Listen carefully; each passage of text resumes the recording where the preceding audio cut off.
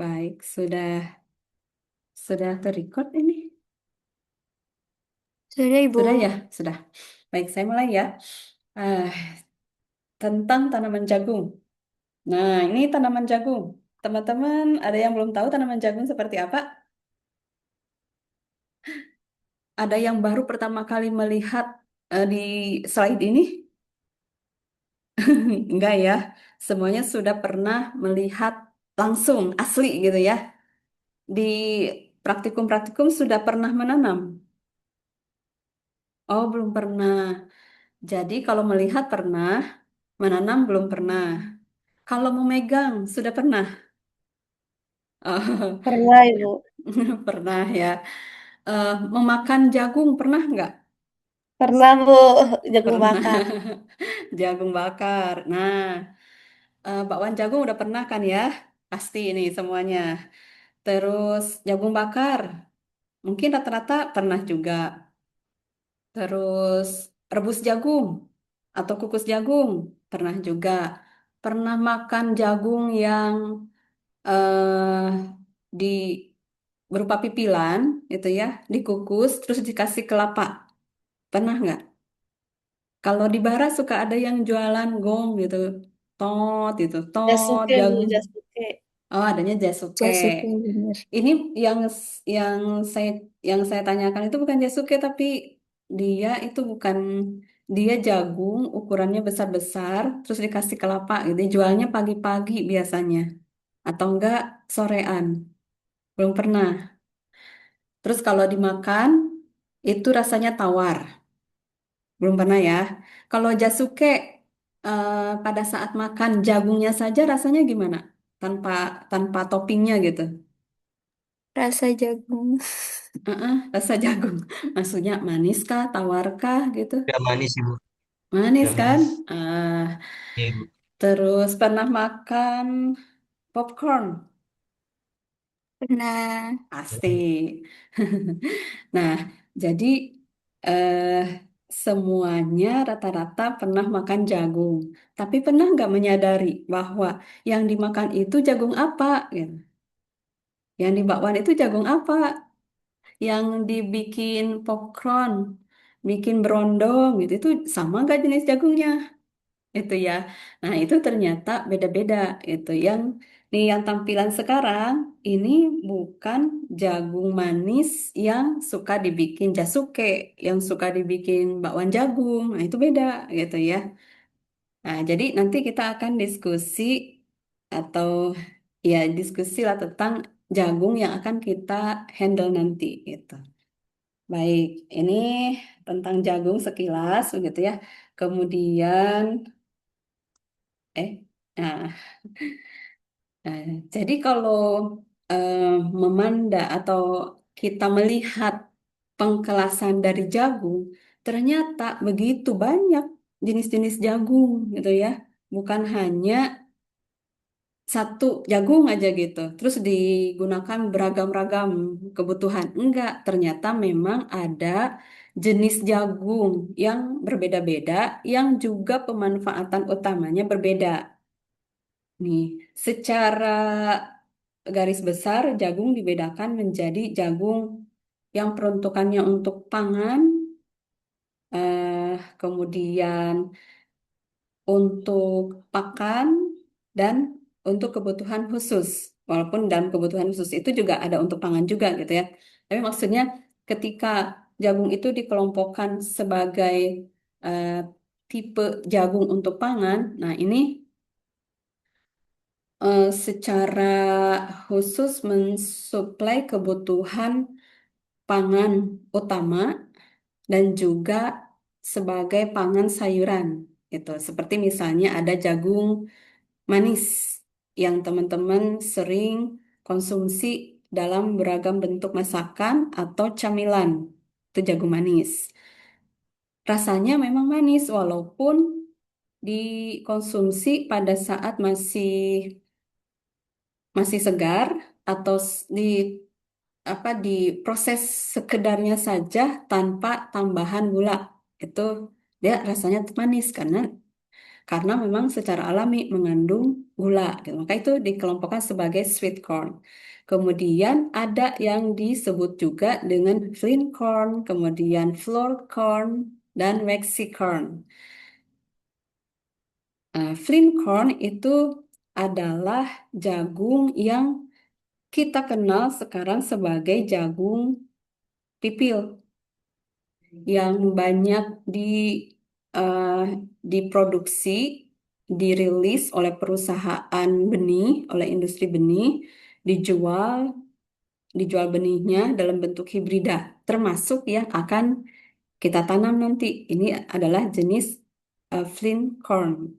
Bentuk bijinya seperti yang terlihat nih, em, bulat, bukan bukan bulat-bulat seperti mutiara, bukan ya, tapi biji jagung yang atasnya itu penuh sehingga membulat.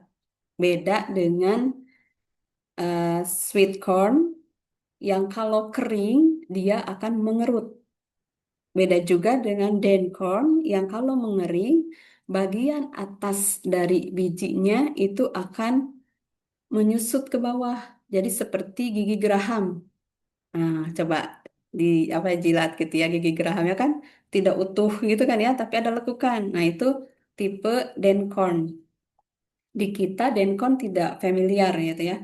Kalau di luar itu banyak yang dipakai. Kalau di kita lebih banyaknya adalah tipe Corn gitu. Kemudian ada waxy corn. Waxy corn itu adalah jagung ketan. Jagung ketan ini karena kalau dimakan itu kayak kayak kita makan ketan loh, agak lengket-lengket gitu ya. Biasanya banyak ditemukan di Indonesia wilayah timur sama wilayah utara, Makassar, Sulawesi gitu. Itu banyak yang mengkonsumsi waxy corn. Ada yang orang Makassar, katanya kan kalau di sana itu direbus terus dimakannya sama sambal, dicocol gitu ya. Nah, terus ada jagung popcorn. Jagung popcorn itu yang peruntukannya khusus untuk dibikin popcorn gitu. Bentukannya kecil, runcing bagian atasnya, bagian bawahnya. Terus ada baby corn atau jagung putren. Ini sebenarnya kalau baby corn itu tidak khusus dia untuk baby corn gitu. Maksudnya kalau jagung itu kan lama-lama akan menua gitu kan ya. Tongkolnya itu akan dari muda tua itu kan seperti itu. Nah, kalau baby corn bukan berarti dia baby terus enggak, cuman dipanennya pada saat baru bunga dalam bentuk bunga gitu. Jadi kalau di kita rata-rata petani itu eh, memanen baby corn putren itu dari bunga-bunga pertanaman jagung yang tidak yang tidak dilanjutkan untuk dipanen tongkol tuanya gitu. Jadi misalnya dalam satu tanaman ada beberapa bunga, tadi kurangi gitu bunganya. Itu dijual sebagai putren gitu. Tapi secara eh, genetik, secara plasma nutfah, ketersediaan di alam, ada jagung yang dalam satu tanamannya itu tumbuh tongkol. Maksudnya di setiap buku tanamannya itu tumbuh tongkol gitu. Sehingga kalau dibiarkan sampai dengan dewasa, ya ukuran tongkolnya menjadi kecil-kecil, tidak senormal tongkol biasanya. Nah, itu eh, oleh bagian pemuliaan tanaman itu dikembangkan sebagai jagung yang peruntukannya untuk baby corn gitu. Walaupun saya tidak menemukan juga sih ada varietas yang dilepas secara khusus gitu ya untuk baby corn. Oke, lalu ada popcorn. Nah, popcorn ini tampilannya seperti ini. Dia biji-bijinya itu terselubungi oleh oleh lapisan gitu. Jadi kayak ada cangkangnya gitu. Terus warnanya tidak semenarik jagung yang kita kenal itu. Dan ini termasuk tipe liar. Jadi tidak untuk dikonsumsi, tetapi untuk penelitian yang berkaitan dengan genetik dari perjagungan gitu. Nah, ini teman-teman klasifikasi dari jagung dan kita nanti akan berfokusnya di tipe flint corn gitu. Nanti kalau ada pertanyaan boleh langsung jeda ya, langsung menyela aja.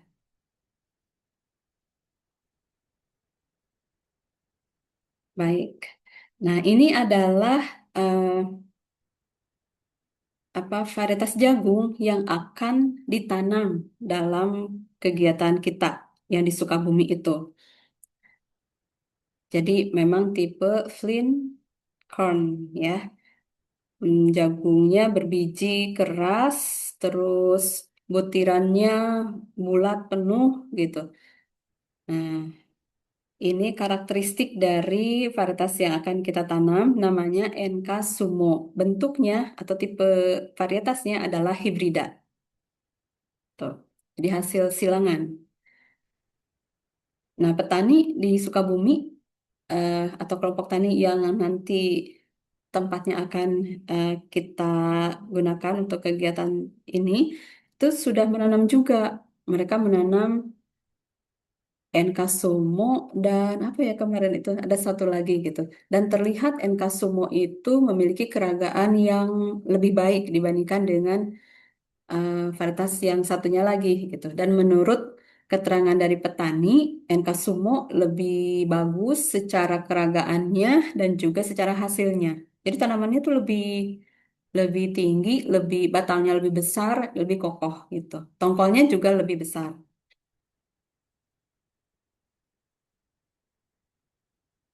Nah, kembali kepada karakteristik dari tanaman jagung. Tanaman jagung ini kalau kita ilustrasikan seperti ini.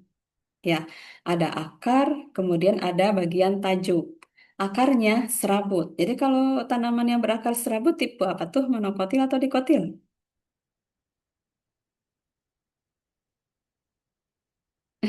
Masih ingat nggak? Terus biji Lokotil itu. monokotil. Iya, bijinya juga kan tidak bisa kita belah ya. Beda seperti kacang. Kalau kacang kan bisa dibelah gitu. Kalau jagung tidak gitu. Itu menguatkan dia sebagai monokotil. Terus eh, di bagian bawah ya ada akar. Akarnya itu ada akar adventif, ada akar lateral, itu. Hmm. Terus akar pada jagung kadang-kadang keluar dari buku, bukan kadang-kadang sering malah ya, keluar dari buku yang berada di atas permukaan tanah.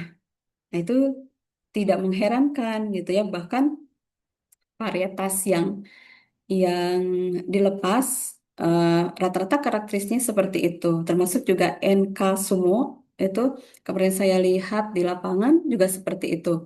Nah, itu akar-akar yang selain berfungsi untuk menyerap hara juga untuk menopang kokohnya tanaman. Jadi akan lebih bagus gitu. Kondisi yang seperti itu didukung dengan eh, pembumbunan, jadi tanah yang cukup untuk menutupi tanaman itu semakin menguatkan tanaman itu berdiri, tidak mudah rebah gitu. Nah, kembali jadi bagian dari tanaman jagung itu selain tadi akar ada bagian tajuk. Pada dasar tajuk batang itu ada kalanya tumbuh akar ya.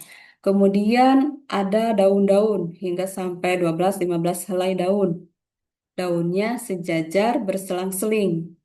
Ini kalau daunnya dikeletek, ini kita bisa melihat ada buku-buku itu. Nah, jadi kalau tampilnya seperti ini,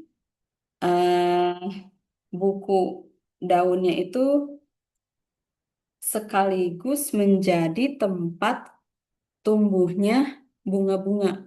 Jadi ada tunas-tunas itu di dalamnya itu. Itu bisa ada yang dorman, ada juga yang dia akan tumbuh menjadi bunga-bunga betina gitu. Nah, ketika tanaman itu memasuki fase berbunga atau fase generatif, ya, ditandai dengan ada bunga, maka akan terlihat seperti ini, bahwa tanaman jagung dalam satu tanaman memiliki bunga jantan yang bagian atas dan bunga betina. Bagian atas ini bunga jantan atau tassel, kemudian bagian bunga betina ini yang sering kita lihat kayak tongkol berambut gitu ya. Rambutnya bagus gitu kan. Kalau saya lagi kecil suka ngepangin rambut jagung gitu. Padahal itu ternyata jangan ya, nanti menyebabkan pengisiannya tidak maksimal gitu. Nah, dengan karakteristik yang seperti ini, maka tanaman jagung dikategorikan sebagai tanaman monosius. Jadi dalam satu tanaman ada bunga jantan dan bunga betina, tapi posisinya berbeda dalam tanaman tersebut. Nah, kemudian karakteristik lain dari pembungaan tanaman jagung adalah kematangan dari bunga-bunga tersebut berbeda. Sebelum matang, munculnya pun berbeda. Ada yang muncul betina dulu, kemudian jantan, atau sebaliknya. Itu umumnya betina dulu, baru jantan. Maka disebutnya tuh bertipe protogini. Gitu. Nah, dengan kemunculan yang berbeda, kematangan yang berbeda, maka ini sangat mendukung karakteristik tanaman jagung itu memiliki tipe penyerbukan yang menyerbuk silang. Nah, menyerbuk silang itu bagaimana? Menyerbuk silang itu adalah bahwa bunga betina eh, tidak melulu diserbuki oleh serbuk sari atau polen dari tanaman yang sama. Demikian juga untuk yang bunga jantan tidak selalu akan menyerbuki bunga betina di tanaman yang sama. Jadi bisa yang ini polennya nanti menyebar kemana. Kemudian yang rambut-rambut betina, rambut-rambut pada bunga betina itu juga akan menerima dari polen pada tanaman dari apa polen tanaman yang berbeda. Itu itu yang disebut dengan menyerbuck silang gitu. Mengapa juga bisa begitu? Karena eh, polen yang keluar dari benang sari tanaman jagung itu karakteristiknya sangat ringan dan kering, mudah sekali diterbangkan oleh angin. Itu udah posisinya di atas gitu kan, jadi angin menggoyang sedikit, pure gitu, polennya itu menyebar, bisa kemana-mana tuh kan, tidak selalu jatuh ke bawah gitu, bisa diterbangkan ke kanan ke kiri gitu gitu. Nah, ini faktor-faktor yang menyebabkan kenapa tanaman jagung itu termasuk sebagai tanaman yang menyerbuk silang gitu. Karena dia sifatnya menyerbuk silang, maka kalau ingin tongkolnya dipenuhi dengan biji, nah seperti ini, gitu ya, satu tongkol itu penuh bijinya, maka kita harus memperhatikan kecukupan polen yang akan menyerbuki bunga betina. Bagaimana caranya? Tidak bisa kita menanam jagung hanya satu tanaman di pot, gitu. Mengapa? Karena nanti akan menyebabkan nih tongkolnya itu tidak terisi penuh oleh biji seperti yang terlihat di samping ini, gitu kan? Ada bagian dari tongkol yang tidak berbiji. Nah, itu karena tidak diserbuki, tidak mendapatkan polen yang cukup, gitu. Nah, jadi ini teman-teman, dari setiap butir biji itu adalah satu putik. Satu putik sama dengan satu helai rambut jagung.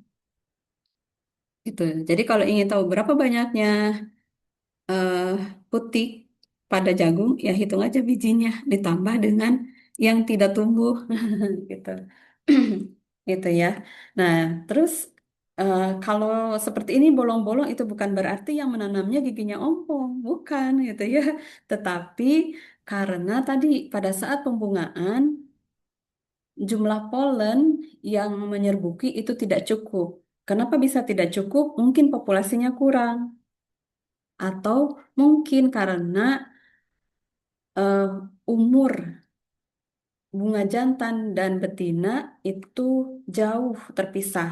Maka ada yang disebut dengan antesis silking interval, periode pembungaan jantan dengan betina. Disingkatnya menjadi ASI. Nah, ASI yang terlalu jauh, lebih dari 5 hari, itu bisa menyebabkan tongkol tidak terisi penuh. Itu. Yang bagus yang berapa? Nah, yang bagus itu di kisaran maksimal 3 sampai 4 hari. Itu rata-rata varietas komersil itu memiliki eh, kisaran perbedaan perbedaan ASI seperti itu sehingga menyebabkan tongkol-tongkol terisi dengan biji-biji. Tapi itu pun kembali kepada eh, genetik dari tanaman gitu ya. Nah, genetik kan bisa dimodifikasi ya, sehingga untuk yang komersil itu memang sudah di di apa namanya direkayasa sedemikian rupa gitu sehingga eh, tongkol-tongkol itu seperti ini tampilannya. Ya, petani kan nggak mau rugi kan ya gitu. Nah, oke. Jadi untuk mengejar tongkol yang terisi penuh oleh biji-biji, kita harus memperhatikan ASI sama kecukupan polennya gitu ya. Jadi jangan sedikit-sedikit kita menanam jagungnya. Oke. Nah, selain menyebabkan eh, atau mempengaruhi pada pertumbuhan biji dalam tongkol, karakteristik tanaman jagung yang menyerbuk silang itu juga mempengaruhi pada kemurnian sifat dalam satu tongkol. Nah, kalau teman-teman lihat nih di gambar ini ya, di gambar ini ada yang satu tongkol warnanya satu jenis. Kemudian yang tongkol kedua kok ada bintik-bintik hitam gitu ya. Artinya itu ada warna yang berbeda. Kemudian yang jagung yang tongkol yang ketiga lebih banyak lagi gitu campurannya itu. Nah, ini eh, menandakan bahwa tanaman jagung itu karena sifatnya menyerbuk silang, jadi dia akan mudah menerima polen dari mana-mana. Maka kalau kita menanam jagung bersamaan dengan jagung yang lain itu varietasnya berbeda, jenisnya berbeda gitu ya. Ada jagung jagung yang warnanya kuning, jagung yang warnanya ungu, jagung warnanya putih, apalagi jagung manis bersamaan dengan jagung pipil gitu ya, bersamaan dengan jagung ketan. Wah, itu akan menghasilkan jagung manis yang tidak manis gitu, karena dia terserbuki oleh polen dari jagung yang tidak manis. Nah, kalau dijelaskan secara genetik, ya itu real lah ya gitu. Jadi tidak apa-apa, saya tidak akan menyinggung soal itu. Eh, Cuman kalau seorang petani, terutama petani jagung manis itu ya, kalau ingin mempertahankan kualitas jagung manisnya, maka harus lihat kanan kiri. Jangan sampai tetangganya menanam dalam waktu yang sama jenis jagung yang lain gitu. Ah, di Sukabumi petani itu menanam 2 varietas jagung hibrida. Jagung hibrida dari perusahaan yang berbeda, tetapi sama-sama jagung pipil. Dan karena bukan untuk dikonsumsi langsung, kemudian juga tidak ada perbedaan warna, sehingga tidak masalah tuh dalam budidaya. Tidak tidak menemukan eh, apa keluhan bahwa oh ternyata warna bijinya jadi apa warna-warni gitu. Tidak ternyata ya. Walaupun mungkin kalau diselidiki secara genetik itu bisa jadi itu ada perbedaan gitu. Cuman karena petani di sana hanya memanen, kemudian memipil dan menjual itu ke Bulog gitu. Jadi oke, selesai perkara gitu ya. Nah, Kalau teman-teman menemukan sekarang informasi-informasi terkait dengan jagung warna-warni gitu ya. Nah, itu mudah sekali bikinnya. Menanam aja dalam satu luasan macam-macam warna jagung. Tinggal diarahkan. Nanti mau jagung yang dominannya warna apa? Nah, berarti dia yang harus dominan polennya. Nah, biasanya warna yang lebih gelap itu akan mendominasi warna yang lebih terang. Putih akan kalah oleh kuning sama ungu. Ungu akan mengalahkan yang kuning gitu. Umumnya seperti itu. Ya, sekilas tentang jagung yang warna-warni gitu. Baik, kita lanjut. Kemudian, nah, tadi tentang karakteristik individu tanaman. Sekarang kita eh, melihat bagaimana lingkungan yang mendukung untuk pertumbuhan jagung. Hmm. Di sini jagung termasuk tanaman yang memerlukan sinar matahari penuh. Jadi tidak bisa eh, atau tanaman jagung itu tidak menyukai naungan, gitu ya. Sehingga kalau kita lihat memang tanaman jagung itu ditanam ya terbuka di lahan terbuka gitu ya. Nah, nanti kita akan menanam jagung di antara tanaman kayu putih. Tanaman kayu putihnya akan ditanam duluan gitu ya sampai dia stabil dan itu berupa bibit kan. Kemudian di sela-sela antara tanaman kayu putih akan ditanami jagung. Nah, mungkin karena sifat kedua tanaman itu berbeda, yang satu perennial, yang satu annual, maka jagung masih bisa mengejar tinggi tanaman kayu putih gitu.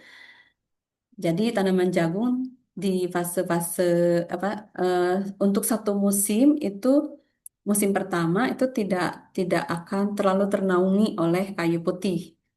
Nah, terus kayu putih juga tanaman yang berdaun kecil ya. Jadi tidak tidak memberikan efek naungan yang berat ke tanaman jagung.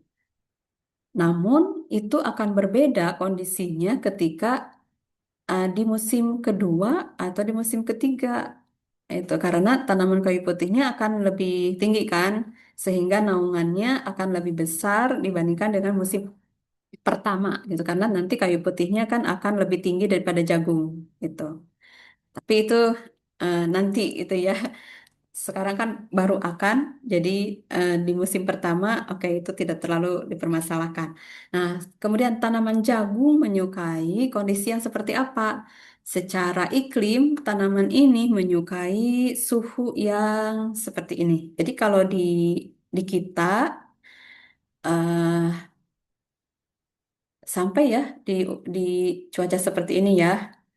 Walaupun kalau di Bogor ini menjadi kurang apa kadang-kadang kondisinya kurang cocok karena ada curah hujan yang tinggi di musim-musim tertentu dan juga eh, di kita keawanannya tinggi. Jadi tidak memenuhi kebutuhan, kurang memenuhi kebutuhan cahaya gitu. Walaupun kita menanam jagung di Bogor banyak ya.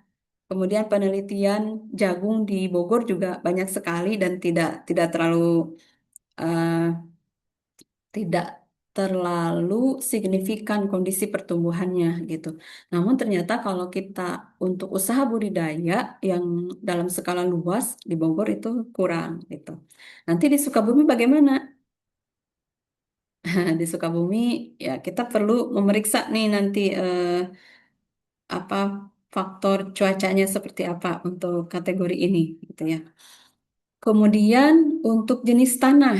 Nah, jenis tanah yang disukai adalah lempung berpasir, lempung berdebu, atau andosol. Kemudian tanaman ini menyukai kondisi tanah yang tidak tergenang dengan air, tidak suka becek-becek gitu. Apalagi terus ada airnya, tidak suka, dia akan merana gitu.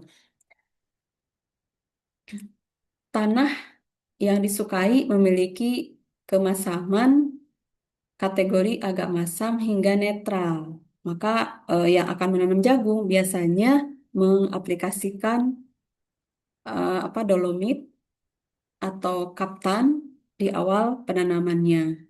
Kemudian membutuhkan hara N, pK, dan unsur mikro yang seimbang. Nah, tanaman jagung oleh petani sering dipupuk, eh, diberi pupuk kandang di awal gitu ya.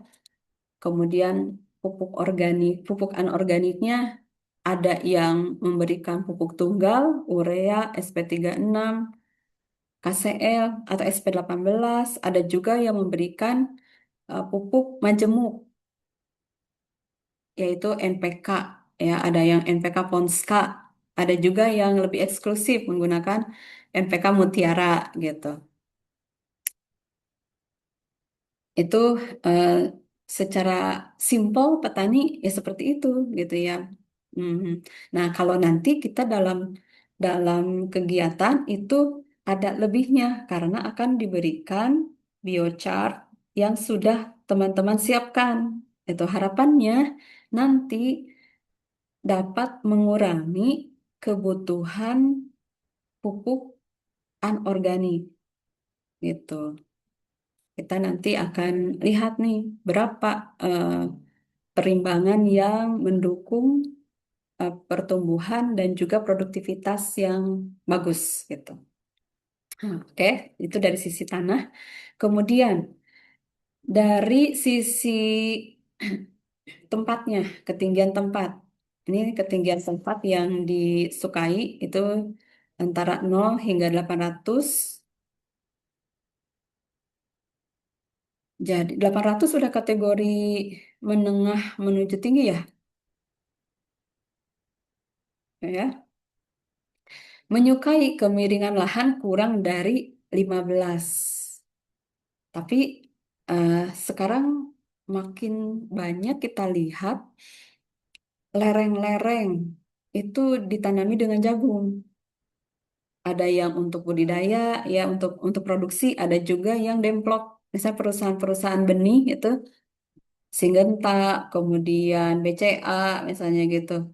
Itu banyak yang menanam di lereng-lereng, misalnya di lereng yang dekat dengan tol, jadi orang melihat gitu kan, kayak display gitu. Nah, dan artinya berarti saat ini jagung-jagung itu sudah diarahkan untuk adaptasi di lingkungan yang seperti itu. Termasuk juga NK Sumo mampu beradaptasi di lingkungan yang seperti itu. Buktinya di Sukabumi yang lahannya yang akan kita tanam itu tidak rata. Maksudnya tidak tidak seperti di IPB gitu kan. Kita kebun percobaan rata. Nah, kalau di sana itu lereng gitu. Nah, ternyata NK Sumo juga mampu berproduksi, mampu tumbuh dan berproduksi baik, tidak rebah gitu. Oke. Terus tadi ya bahwa tanaman jagung itu tidak menyukai kondisi tanah yang tergenang. Dia akan stres kalau tergenang.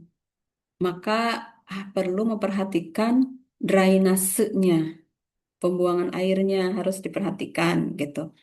Nah, pada fase-fase tertentu tanaman jagung ini eh, membutuhkan air dalam jumlah yang banyak, yaitu pada fase awal pertumbuhannya di minggu pertama itu adalah fase kritis tanaman jagung membutuhkan air.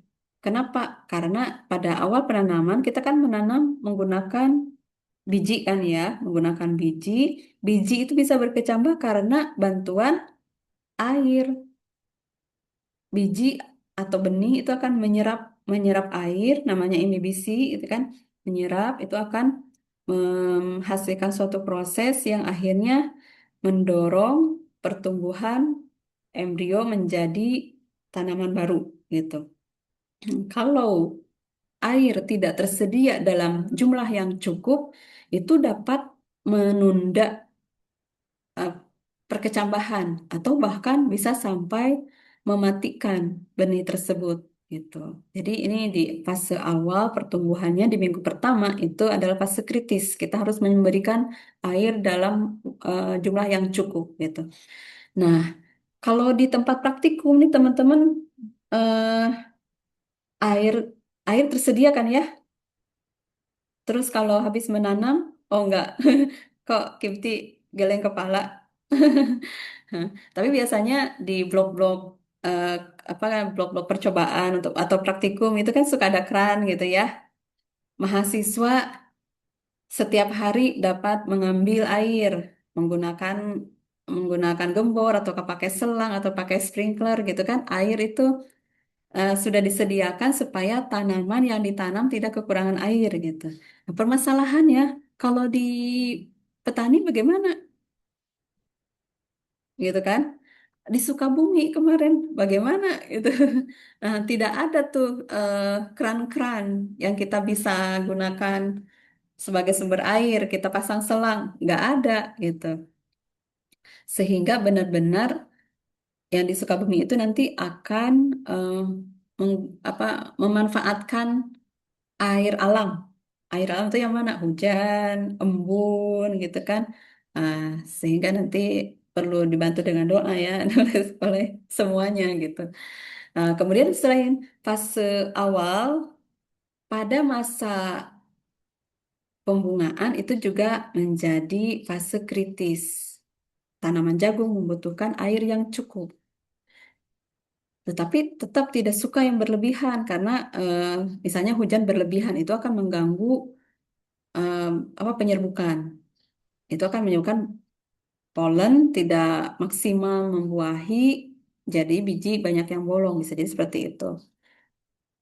Terus pada saat pengisian biji, nah pengisian biji itu kan pembentukan biji itu di awal-awal membutuhkan air untuk membantu pengisian biji gitu. Nah, jadi itu tiga fase yang perlu kita perhatikan kebutuhan airnya. Nah, kalau petani walaupun tidak ada keran-keran gitu ya, tidak ada sprinkler, ternyata mereka mampu menghasilkan eh, jagung sesuai dengan potensinya gitu. Karena mereka menghitung kesesuaian musim, kesesuaian eh, ya musim hujan, musim kemarau gitu ya. Jadi kapan harus menanam, nah itu petani sudah paham. Sehingga perhitungan nanti kita akan menanam selain mahasiswanya sudah pulang KKN juga tetap memperhitungkan itu. Menanam, pada saat kita menanam itu masih ada air, kemudian nanti pada saat panen walaupun akan di akhir tahun, awal tahun, ternyata oleh kata petani itu tidak masalah gitu karena Nkasumo aman katanya gitu. Mudah-mudahan ya. Oh, sebentar.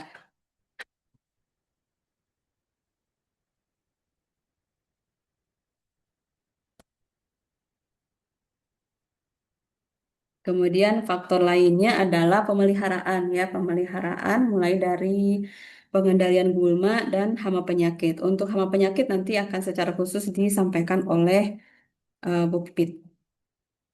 Pengendalian gulma kalau terbagi dalam dua dua pendekatan, yaitu secara konvensional dan juga secara kimiawi. Secara konvensional yang seperti kita ketahui bersama, ada periode-periode petani itu harus menyiang, gitu ya.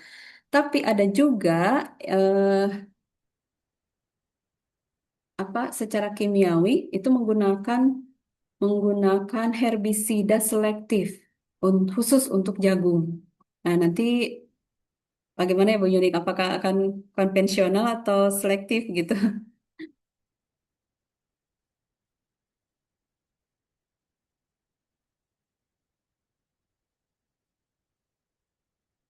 Baik, itu seputar jagung ya teman-teman. Di rumah internetnya jelek. Ya Bu. Tadinya saya ingin menunjukkan video kondisi ini, kondisi di Sukabumi ya, lahan yang akan kita tanami nanti. Tapi tadi saya juga lama untuk ininya, unduhnya gitu. internet. Saya lagi di kampus Bu Yuni soalnya ini, jadi internet di kampus tidak segercep di rumah gitu. Sehingga nanti kalau memungkinkan waktunya saya tunjukkan ya. Ini kita masuk ke pekerjaannya nanti di lapangan akan seperti apa, teman-teman. Seperti yang tadi disampaikan, mungkin kita loncat dulu ke sini deh.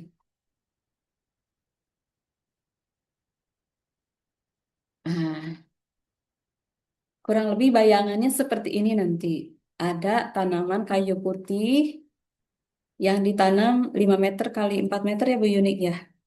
5 meter kali 4 meter. Kemudian di sela-sela itu nanti ditanami dengan jagung. Nah, seperti saya sampaikan tadi bahwa lahan tempat menanam nanti itu bukan lahan yang datar, tapi berupa lereng. Nah, bayangkan sebuah lereng ya. Nah, kalau seperti ini nih kombinasi penanamannya, kemana kemiringannya? Ke arah sini atau ke arah kanan kiri? Kanan kiri. Iya benar. Ketika lereng itu kanan kiri, maka kita posisi penanamannya seperti ini.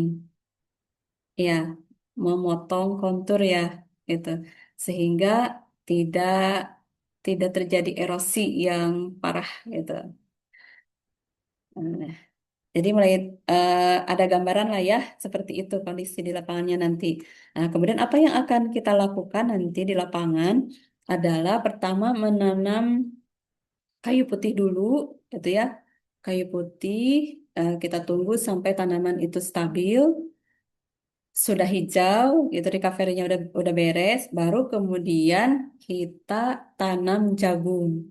Nah, menanam jagung itu karena ada kebutuhan atau tuntutan dari program ini, ya, maka kita terapkan juga perlakuan dan target dari eh, peneliti atau dari program ini adalah tadi untuk mengurangi penggunaan pupuk anorganik dalam budidaya jagung ya. Sehingga kita akan melakukan kombinasi perlakuan antara pupuk anorganik dengan pupuk organik dan pupuk hayati. Pupuk hayati dan biochar gitu ya. Nah, itu kombinasinya. Tetapi eh, untuk apa namanya, untuk detail dari dosisnya nanti kita akan diskusikan lagi. Hanya gambarannya kurang lebih seperti ini. Nanti akan ada sejumlah perlakuan ini P1, P2, P3, P4, P5, P6 dengan diantaranya ada kontrol dan ada pemupukan standar. Pemupukan standar itu yang biasa dipakai oleh petani. Di sini akan menggunakan NPK Ponska 350 kilogram per hektar dengan urea 100 kilogram per hektar. Ini sesuai dengan rekomendasi untuk budidaya NK Sumo. Nah, nanti kita lakukan modifikasi untuk dosisnya sehingga harapannya target untuk reduksi itu bisa tercapai gitu ya. Nah, perlakuan ini akan diterapkan di lapangan dalam rancangan kelompok lengkap teracak. Ini teman-teman sudah mendapatkan pelajaran tentang rancangan kan? Oke, jadi kalau saya bicara tentang rancangan kelompok lengkap teracak, nggak bingung lagi ya. Oke, terus terus perlakuan itu akan diulang sebanyak 4 kali. Ah, terus kita harus mikir ya. Jadi bagaimana ya membuatnya dalam kondisi yang lereng seperti itu? Tadi sudah terbayang tanamannya seperti itu. Sekarang kalau kita menanam di lereng, ulangannya ke arah mana? Ke arah kemiringan ataukah memotong kemiringan sehingga dalam satu ulangan mendapatkan ketinggian yang sejajar.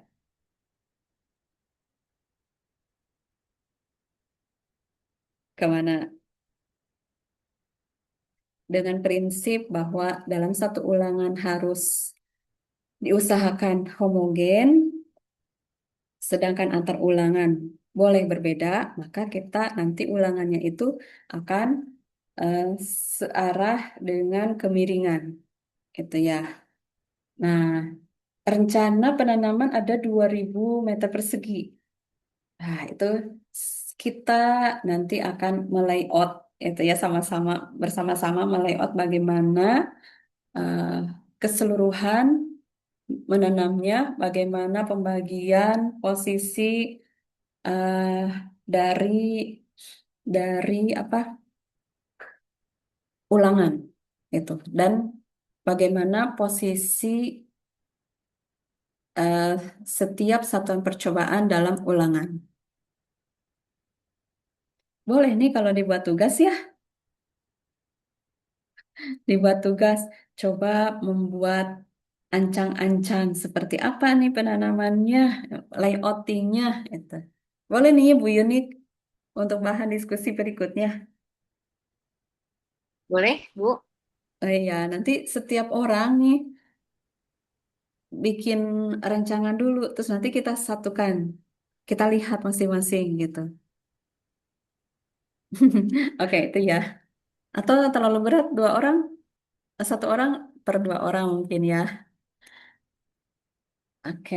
Nah, kemudian eh, untuk aplikasi pupuknya, kalau untuk pupuk anorganik itu akan diaplikasikan pada saat tanam jika memungkinkan. Kalau tidak memungkinkan, karena kan menanam dalam dalam luasan yang cukup luas gitu kan. Jadi kalau tidak memungkinkan, paling enggak eh, maksimal di 7 hari, 1 minggu setelah tanam maksimalnya. Gitu. Sementara kalau untuk biochar itu diaplikasikan sebelum tanam karena membantu penyerapan air ya Bu Yun ya. Oke, itu ya. Nah, terus ketika sudah ditanam, berarti ini menanamnya tidak pakai mesin ya teman-teman. Jadi harus menanam manual. Tapi tenang, apa 2000 meter itu tidak ditanami oleh kalian sendiri ya. Tapi ada petani yang akan menanam. Kalian ikut ikut bantu menanam. Apalagi belum pernah menanam gitu kan. Nah, harus ikut gitu. Jagung adalah tanaman yang direct seedling. Jadi ditanam langsung dalam bentuk biji, tidak disemai dulu, tidak dikecambahkan dulu gitu. Terus kita tanam, tadi kita harus jaga di minggu pertama pertumbuhannya gitu. Kemudian kita bisa di minggu pertama sampai di 3 minggu sebelumnya itu biasanya jagung kayak aduh lambat gitu ya tumbuhnya. Tapi kalau sudah 4 minggu, nah pesat set gitu sampai dia masuk fase generatif, nah itu mulai stop pertumbuhannya. Nah ada pekerjaan yang perlu dilakukan berkaitan dengan tanaman jagung, yaitu melakukan pengamatan.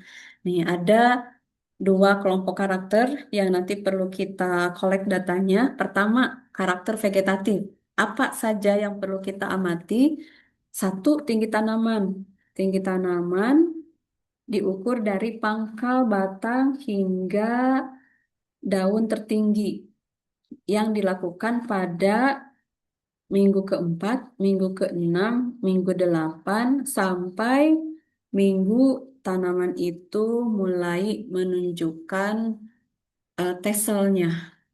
Itu batas stop untuk mengukur tinggi tanaman. Karena kalau sudah masuki fase berbunga, dianggapnya pertumbuhannya sudah berhenti. Walaupun ada ya penambahan tinggi tetap ada gitu, tetapi itu sangat-sangat lambat, jadi tidak signifikan. Nah, nanti teman-teman mengukur menggunakan meteran dari pangkal sampai ke daun tertinggi. Daun tertinggi, daun jagung itu kan terkulai tadi gitu kan, ya, terkulai. Nah, bagaimana cara mengukur daun tertinggi? Jadi daunnya kita tarik ke atas serot gitu, ditarik ke atas sampai di mana? Jadi lurus itu ya, lurus. Nah, itu batas tingginya. Dari pangkal sampai daun tertinggi pada saat diluruskan. Itu tinggi tanaman. Kemudian jumlah daun, kita hitung berapa jumlah daun dari bawah sampai ke pucuk. Eh, di pucuk itu ada daun-daun yang belum mekar, baru nongol sedikit. Nah, itu biasanya tidak kita hitung. Jadi yang dihitung adalah daun yang sudah terbuka sempurna, sudah terlihat itu sebagai daun yang berfungsi normal. Di bagian pangkal sering kita menemukan daun-daun itu juga sudah menua gitu kan, sudah bolong-bolong. Nah, itu kalau sudah tidak terlihat lagi sebagai daun yang utuh, itu tidak kita hitung. Gitu. Lalu diameter batang ini diukur pada buku kedua dari bawah menggunakan kaliper atau jangka sorong. Jadi eh, sudah ada alatnya gitu ya, tinggal diukur aja. Nah, ini diamati per 2 minggu ya, sampai tanaman itu berbunga. Itu untuk karakter vegetatif tidak banyak. Lalu karakter generatif. Karakter generatif ini berkaitan dengan komponen hasil. Nah, apa saja? Yang pertama ada bobot berangkasan. Ini sampel. Sampel juga 10 tanaman per contoh, kita panen bagian tajuknya gitu. Untuk melihat apa namanya partisi dari nutrisinya gitu kan. Terus yang kedua bobot tongkol berkelobot. Tadi jagung itu kan dibungkus ya, namanya kelobot. Nah, itu kita timbang berapa beratnya. Namanya bobot tongkol berkelobot. Terus ada bobot tongkol tanpa kelobot. Nah, tongkol itu kita kupas, dilepasin. Jadi benar-benar tinggal tongkol dan bijinya. Itu adalah tongkol tanpa kelobot. Nah, ini kita amati tongkol-tongkol dari tanaman contoh. Jadi kita perlu menandai ini tanaman contohnya itu yang mana. Dari sebelum kita memulai pengamatan yang rutin itu ya karakter vegetatif kita beri tanda apakah eh, dengan bambu ataukah dengan tagging tali yang berlabel nomor 1, 2 dan seterusnya gitu supaya em, kita dapat mengukur apa namanya mendapatkan informasi perubahan pertumbuhan dari tanaman yang sama gitu. Nah, terus selain bobot tongkol, kelobot dan tanpa kelobot, kita juga akan melakukan pengamatan pada panjang tongkol. Nah, tadi teman-teman lihat kan, tongkol panjangnya seperti itu diukur dari bagian pangkal hingga tongkol ujungnya. Tuh. Lalu itu menggunakan meter apa mistar atau meteran kain ya atau penggaris biasa itu bisa. Lalu ada diameter tongkol. Diameter tongkol yang diamati dengan mengukur lingkar, bukan lingkar ya diameter. Lingkar sama diameter beda ya. Diameter tongkol bagian yang terbesar. Tongkol jagung itu ada kalanya tidak tidak simetris pangkal dengan ujung itu ukurannya sama. Nah, ada kalanya tidak seperti itu gitu ya. Bagian bawah agak membesar terus mengecil ke atas. Nah, itu ada yang seperti itu. Jadi kita mengukur diameter itu pada bagian pangkal. Lalu ada bobot tongkol berkelobot per petak. Nah, kalau tadi bobot tongkol per tongkol per tanaman. Nah, kalau yang nomor 6 ini adalah bobot tongkol berkelobot per petak. Rencananya nanti teman-teman akan menanam persatuan percobaan itu dalam luasan 5 meter kali 5 meter rencananya. Nah, jadi 5 meter kali 5 meter kurang lebih ada 6 baris. Ya, 6 baris dengan jarak tanam 70 kali 20. Saya lupa menyampaikan. Rencananya jarak tanamnya 70 cm kali 20 cm. 70 itu antar baris, 20-nya itu di dalam baris. Jadi kalau 5 meter ada 7 atau ada 6. Nah, ini juga nih teman-teman. Ini eh tambahannya ya PR. Dalam satu satuan percobaan dengan ukuran 5 meter kali 5 meter ada berapa baris tanaman jagung dan ada berapa tanaman dalam satu baris jagung. Nah, itu biar biar tidak cuma iya dengar iya gitu ya, tapi coba ini ya menghitung sendiri dulu gitu. Nah, terus untuk apa mengukur bobot tongkol berkelobot per petak? Nah, untuk memprediksi produksi di dalam petak itu. Nah, untuk yang 6 ini kan kalau kita pandang sebagai satuan luasan 5 kali 5 gitu ya, ada baris tanaman. Nah, yang akan diambil untuk ditimbang adalah tanaman-tanaman selain tanaman yang ada pada paling pinggir petakan. Jadi baris pertama, baris kanan, baris kiri di petakan itu dan tanaman pertama di setiap baris itu tidak akan kita ambil. Itu namanya tanaman pinggir, itu tidak kita ambil. Jadi hanya tanaman yang selain tanaman pinggir. Asumsinya kenapa tidak diambil gitu untuk yang pinggir karena yang pinggir itu kan dia adalah wilayah terluar. Wilayah terluar yang mungkin paling pertama mendapatkan gangguan sehingga bisa jadi pertumbuhannya tidak tidak maksimal gitu. Atau juga saking kondisinya mendukung, dia tidak punya saingan lagi kan di kanan kirinya. Jadi dia bagus sendiri gitu. Nah, maka itu karena kondisi-kondisi seperti itu, tanaman yang paling pinggir tidak kita gunakan dalam perhitungan gitu. Nah, itu kurang lebihnya. Jadi di sini kita akan memerlukan beberapa eh, kelengkapan alat seperti timbangan, meteran, jangka sorong, gitu ya. Kemudian label, label, label perlakuan, dan juga label tagging tanaman contoh, gitu. Kemudian data-data kuantitatif ini akan di-entry, akan dianalisis. Dianalisis statistiknya menggunakan suatu software gitu yang nanti teman-teman sudah kuasai atau nanti kita menggunakan software yang belum pernah teman-teman pakai. Nah, untuk apa? Ya targetnya sederhana. Kita mulai dari ANOVA, kemudian kita dapatkan informasi apakah perlakuan itu berpengaruh nyata atau tidak. Kalau berpengaruh nyata, maka kita lanjutkan dengan uji lanjut. Nah, uji lanjutnya ini di sini saya masih menawarkan DMRT dan KEN.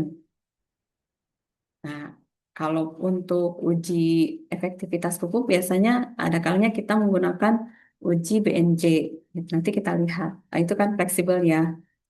Kemudian untuk mengukur efektivitas dari suatu eh, perlakuan pupuk, nah, maka kita akan menghitung relatif agronomic effectiveness.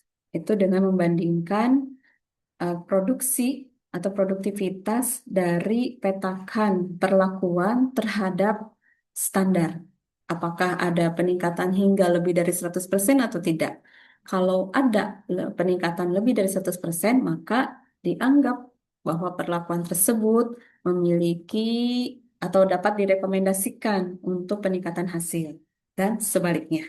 Itu. Ini nanti kita akan apa hitung bersama-sama. Nah, ini untuk mengenalkan fase pertumbuhan tanaman jagung. Nah, fase vegetatif adalah yang ini nih ya, dari V0 sampai dengan V14 itu fase vegetatif, ditandai dengan belum munculnya bunga. Ketika sudah mulai ada bunga, itu berarti sudah masa generatif.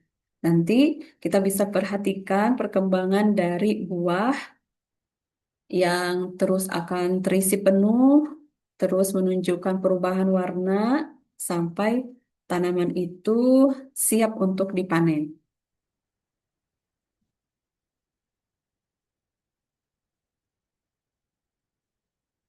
Nah, ini tadi yang ditampilkan di awal ya.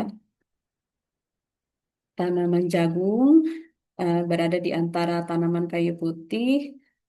Jadi dalam lorong kayu putih itu bisa kan 5 meter ya, 5 meter dibagi 70 cm. Dan nanti dari kayu putih ke jagung ada jarak dulu. Nah, 70 cm antar baris, kemudian 20 cm antar tanaman dalam baris. Seperti ini kurang lebihnya.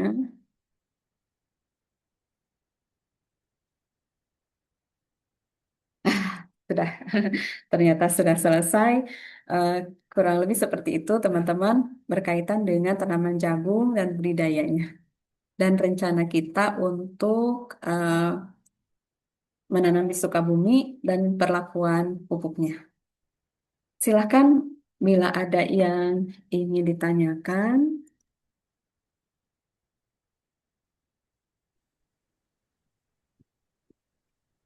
Silakan adik-adik, ada Bu Pipit sudah bergabung juga di sini.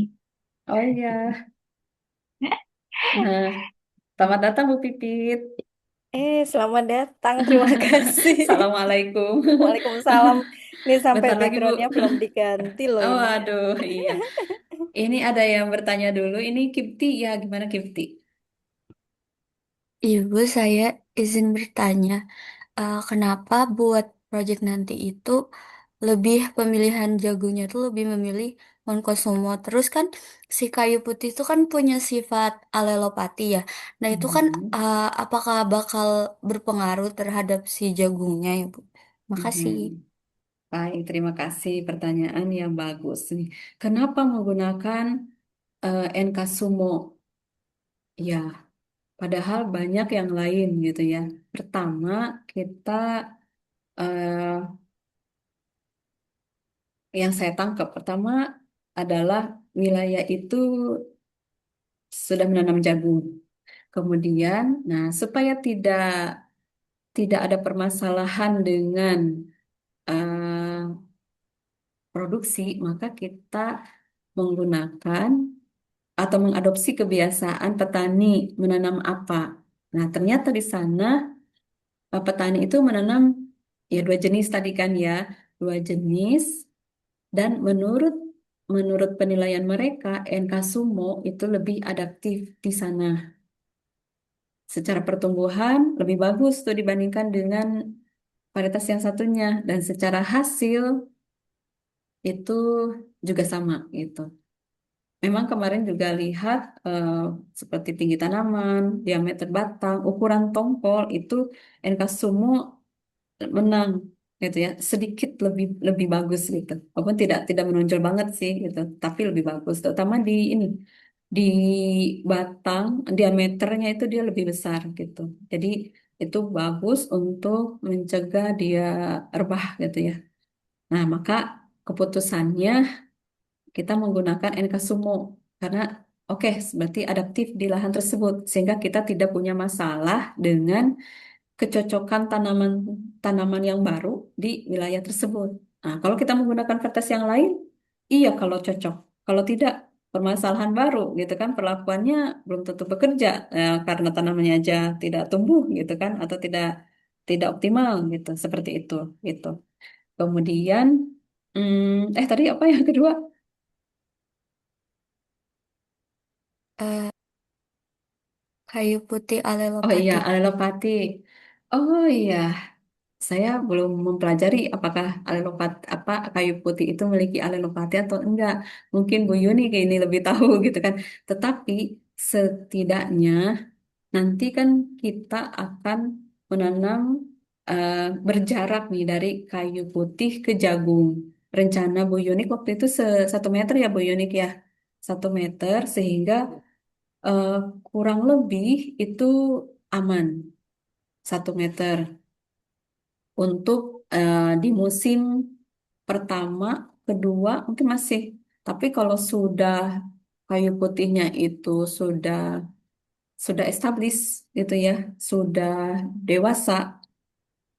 Nah, itu mungkin kalau memang benar alelopati itu itu eh, akan mempengaruhi ke tanaman jagung gitu karena nanti ada aliran kimia yang dilepas oleh akar lalu menyerang jagung gitu kan apa diserap oleh jagung gitu.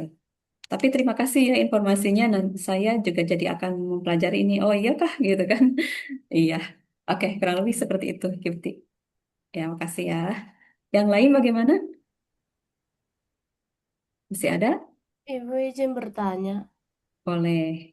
eh, kan ini proyeknya itu dari bulan Agustus sampai akhir atau awal tahun depan. Nah, Mm-mm. kan kayak kalau di Sampai bulan dengan April tahun depan ya Bu Yunit ya. Untuk 1 tahun Ya, pertama itu. Ya. eh, izin bertanya, Ibu kan dari Mm-mm. bulan November sampai Desember itu kemungkinan besar itu hujannya tuh gede, Bu. Betul. Dari Mm-mm. kita sendiri itu ada kata Ibu tadi jagungnya ini tuh nggak boleh tergenang. Dari kita Mm-mm. sendiri ada strategi menghadapi pola hujan perbedaannya itu nggak Bu dari bulan Agustus sampai nanti. Oke, bagus. Nah, ini juga sempat di awal itu eh, dipertimbangkan gitu kan, dipertimbangkan dengan musim tersebut gitu. Eh, terus diobrolkan juga dengan petani. Petani itu malah lebih prefer untuk menanamnya ya di bulan Agustus, panennya di musim hujan nanti gitu. Loh Pak, gimana gitu? Oh tidak masalah, itu kami biasa seperti itu katanya. Itu malah bagus, musim lalu bagus katanya ketimbang dengan eh, panen di musim kemarau. Dan NK Sumo ini tidak masalah Bu katanya gitu sehingga ya harapannya juga begitu berkaitan dengan musimnya ya nah terus berkaitan dengan hujan gitu saya sebenarnya khawatirnya itu pada saat panen pengeringannya kumaha tah gitu kan ya musim hujan gitu tapi mungkin petani sudah ada strateginya gitu karena ini bukan pengalaman pertama mereka menanam di musim tersebut kemudian bagaimana dengan kondisi eh, air tanah. Ya, tanah yang terus-menerus kena hujan tentu eh, airnya akan berlebih. Nah, tapi kalau tanah di sana itu tipenya bukan yang liat ketika ada hujan terus dia menyimpan air, menahannya. Bukan tipe yang seperti itu. Jadi dia akan menyerap apa turun gitu, terserap gitu ya dan sebagian tentu akan ada aliran runoff gitu. Sehingga kalau apakah akan menggenang eh, dengan kondisi lereng dan tipe tanah yang seperti itu tidak akan ada penggenangan gitu.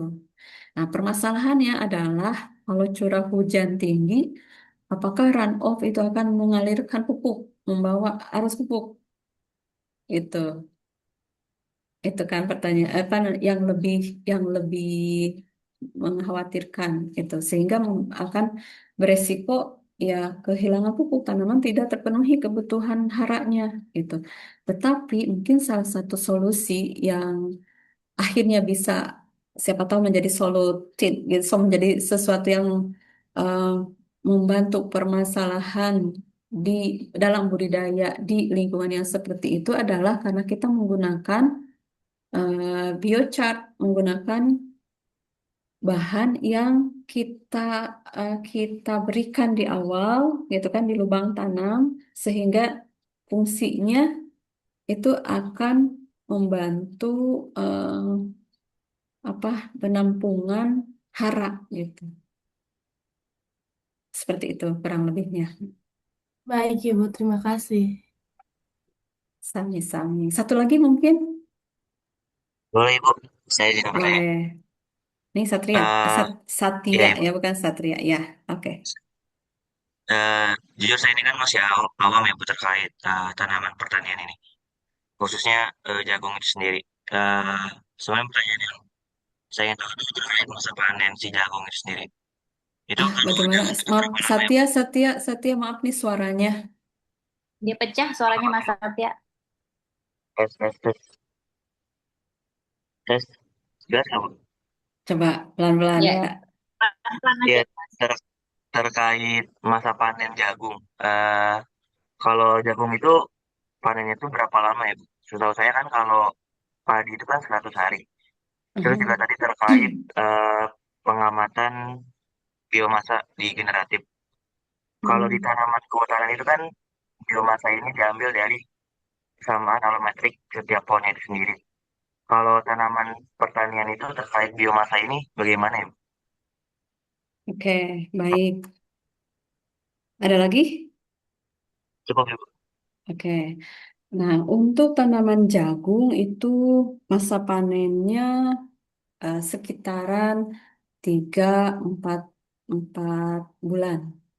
Untuk Enkasumo, berdasarkan deskripsi varietasnya, itu ada di umur panen kurang lebih 115 hari setelah tanam. Teman-teman udah tahu kan hari setelah tanam, yang dimaksud hari setelah tanam? Atau Satya tahu nggak HST, hari setelah tanam maksudnya? Hari Belum setelah tahu ya, Bu, tanam, jujur. belum tahu. Jadi kalau Satya hari ini menanam, itu adalah 0 HST. Besok itu adalah 1 HST. Besoknya lagi 2 HST. Gitu.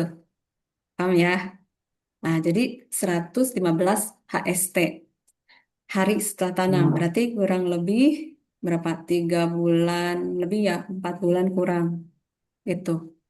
Nah, karakteristiknya apa kalau jagung itu siap panen? Pertama tentu eh, tongkol jagungnya, dari rambutnya dulu ya. Dari rambut, kalau sudah berwarna coklat mengering, kalau kita pegang udah kering, nah itu kategorinya. Biasanya akan bersamaan dengan warna kelobot yang menguning, sudah tidak hijau segar lagi. Terus di samping itu tanamannya juga daunnya sudah mulai tidak sehijau sebelumnya. Nah, kalau tanaman jagung itu apa umumnya tidak sama ya. Ada yang dia ikutan mengering, ada juga yang tetap stay green, tetap hijau. Nah, kelihatannya ya Kasumo itu dia akan tetap stay green gitu. Jadi eh, tidak ada perubahan warna yang mencolok, tetapi kita bisa lihat dari tongkolnya dan jadinya cocokannya eh, hari sama sama karakteristik tongkol. Dan ada satu lagi, kalau kita ingin memastikan bahwa jagung itu sudah sangat layak untuk dipanen, adalah kita mesti em, pipil tuh. Jadi kita buka gitu tongkolnya, terus kita kletek si bijinya dari tongkol. Kita lihat bagian pangkal bijinya. Kalau pada bagian pangkalnya itu sudah ada warna hitam, itu tandanya sudah layak untuk dipanen. Namanya tuh black layer itu. Jadi perlu dikretek tuh ada titik hitam. Itu udah cocok gitu. Itu. Nah, terus biasanya kalau kondisi bagus, cuaca panas, eh, jagung itu dibuka dulu pelobotnya di tanaman itu. Jadi dibiarkan terbuka dengan catatan juga tidak ada serangan hama tikus ya.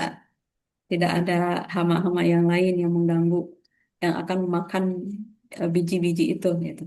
Biasanya dibuka, terus jadi kayak dijemur alami gitu. Baru nanti dipanen. Langsung eh, tongkolnya saja gitu. Itu itu beberapa cara atau apa teknik teknik panen dalam skala luas. secara konvensional. Tapi kalau kita karena nanti ada kebutuhan pengamatan-pengamatan itu ya, dan juga panennya pada musim hujan, tentu tidak akan seperti itu. Kelihatannya akan dipanen bersama dengan kelobotnya, lalu nanti dibawa ke suatu tempat gitu. Itu ya untuk panen. Kemudian kalau berkaitan dengan tadi berangkasan, berangkasan yang dimaksud adalah berangkasan segar. Jadi jagung itu kan tadi ada bagian yang tumbuh di permukaan atas tanah, di permukaan tanah, namanya tajuk. Ada juga yang di bawah permukaan tanah, yaitu akar. Nah, sebenarnya kalau berangkasan biomasa itu kita harus amati kedua-duanya. Jadi akarnya tidak boleh ada yang putus gitu ya. Nah, tapi kan kita tidak penelitian yang spesifik ke arah situ ya, hanya ingin mendapatkan gambaran seperti apa partisi dari pemanfaatan eh, fotosintat itu ya dibandingkan dengan hasil. Nah, maka cukup mengamati bagian tajuk yaitu batang, daun, bunga kita biarkan seadanya itu kita potong, kita timbang itu. Bagaimana nimbangnya? Jagung kan panjang, timbangan kecil. Nah, itu pinter-pinternya kita gitu kan ya. Jagungnya mungkin dilipat-lipat, diikat oleh daunnya sendiri, terus ditimbang. Nah, itu yang akan kita kerjakan untuk mendapatkan data bobot berangkasan segar. Nah, tidak ada pengeringan gitu ya. Mungkin pada beberapa penelitian atau kegiatan di percobaan itu ada biomasa kering, itu harus di oven gitu kan sampai sekian lama dengan suhu berapa. Nah, itu kita tidak gitu. Jadi simple-simple saja. Itu Satya. Baik, Ibu. Berarti si berangkasan basahnya ini tuh udah jadi nilai biomasanya, Ibu. Apa gimana? Mm-mm. Hmm, Iya, biomasa segar. baik, Ibu. Terima kasih, Ibu. Iya, kasih. Mudah-mudahan sudah cukup terjawab ya. Kemudian bagaimana Bu Yunik? Apakah dicukupkan saja? Ya, ya Bu, apa? Ntar Bu, ini saya kok keputus. Tadi pertanyaan-pertanyaannya cukup ini ya, evaluasi buat kita ya, terkait tadi alelopati apa yang dikeluarkan oleh jagung ya. Oleh kayu Selain putih, Bu. itu, ya minyak kayu putih ya yang mengeluarkan alelopati itu Alelopati.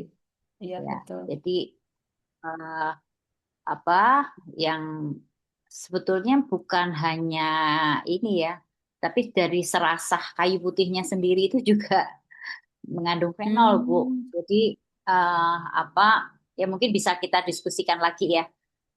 Apa Mhm. kemarin kan pertimbangannya menggunakan kayu putih karena kayu putih itu bisa kita pertahankan ya tingginya sehingga Mhm. tidak Mhm. mengurangi kebutuhan cahaya dari Cahaya. bum. Mhm. Dan apa dari apa eh, ini ya kita tahu juga kayu putih itu juga menyerap airnya kuat. Oh, saingan Menyerap ya nanti airnya ya. kuat itu bisa apa apa Bisa eh, menghabiskan air materi di yang bisa tanah menghabiskan untuk air jagung. juga gitu untuk jagung gitu kan. Apalagi kan sebetulnya kita melihat lokasi kemarin ya yang ditanamin jagung mereka itu memang di lereng ya Bu ya. Iya, betul. Eh, itu kan yang di atas yang datar itu rencananya kan mau dibuka gitu kan. Eh, cuman nggak tahu ini karena proses pembukaan lahannya perlu waktu 2 minggu gitu. Nah, Hmm. mudah-mudahan kalau itu bisa kita gunakan itu juga untuk mengantisipasi ini ya apa eh, eh, terbuangnya kalau kita di daerah lereng itu kan khawatir juga gitu Pupuk adanya ya runoff. pupuknya ya Iya, runoff aliran itu. aliran air, Bu. Iya, hanyut pupuknya. Ya, Jadi untuk serasa kayu putih itu ya diusahakan itu jangan ada di sekitar jagung. Jadi kan apakah petani itu bisa ini gitu ya. Karena Iya. tadi bukan hanya dari akarnya. Kalau akarnya kan kita sudah antisipasi sebetulnya ya. Dan eh, apa idealnya kalau di tanaman kehutanan, kalau ada tanaman yang mengandung alelopati itu kita membuat semacam parit isolasi gitu. Hmm. Oh ya Parit di. isolasi. Sebetulnya ya Mm-mm. nggak ini ya supaya ini apa mencegah penyebaran Si. akar ya, akar Iya. lateral dari kayu putih itu ke jagung ya. Mm-mm. Karena memang bisa-bisa nanti mereka kompetisi air dan unsur hara ini. Betul. Sehingga mungkin kalau misalnya tetap menggunakan jagung dan kayu putih, yang tadi rencana ada jeda dari kayu putih sekitar 1 meter itu ditambahi dengan parit kali ya, Bu? Ya, ya, itu perlu apa? Terus tadi eh, terkait apa desainnya ya Bu ya, tata letaknya Mhm, ya. mhm, mhm. Eh, Mungkin bisa diperluas Bu, nggak 5x4 ya, Enggak 5 kali 5. 5x6 gitu ya. Apa Tadi ya lima lima kali kali ya apa 5 kali 5. Tadi 5 kali 5, Bu. lima lima kali kali empat lima itu mungkin sampai ya. jarak kayu putih. Mm-mm. Jarak kayu putih 5 kali 4. Saya ingatnya gitu. Tapi kalau rencana satu satuan percobaan yang jagung itu 5 kali 5. Tapi kalau ada 2 meter, ada 2000 meter itu kan kalau tidak ada rencana perlakuan yang lain itu mungkin kita bisa manfaatkan aja ya. Mm-mm. Mm-mm. Betul.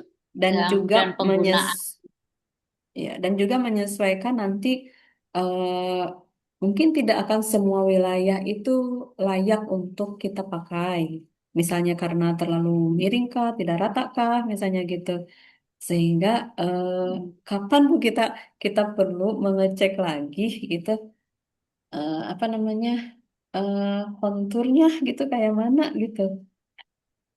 Kayaknya kalau Mm-mm. setelah Mm-mm. panen jagung mungkin ya, yang di tanaman yang di sana, kalau sudah dipanen kan jadi kelihatan seperti apa nih kemiringannya, kondisi Konturnya ya.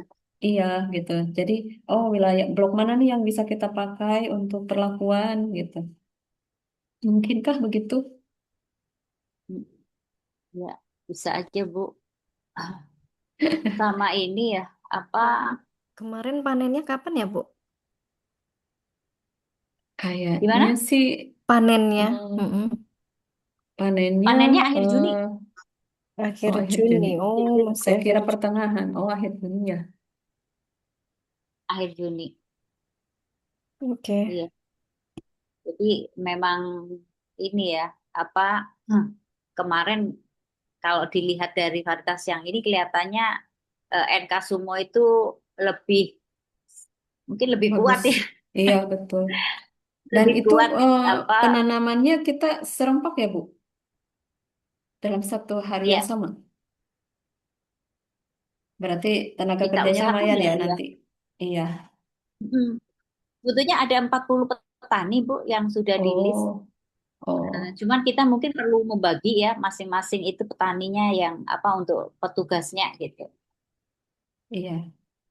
Ya, ya, jadi itu apa kita masih ada ini ya. Jadi ini nggak apa-apa ini adik-adik kita kan apa yang untuk demlot kita kan 2.000 meter ya.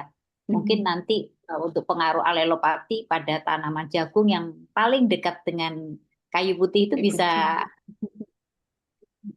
apa eh, apa bisa kita lihat pengaruh alelopatinya gitu. Iya. Mungkin kalau sudah tidak ada pertanyaan, Mhm. ini biasanya kalau record gimana ini? Kalau gini kita teruskan aja atau di stop dulu kemudian di ini lagi ya? Ini Saya komputer kurang paham recording juga. is on. Berarti kan ada di komputer. Jangan-jangan di komputer saya, Bu. Jadi saya stop dulu ya. Oh, Hmm. iya, iya.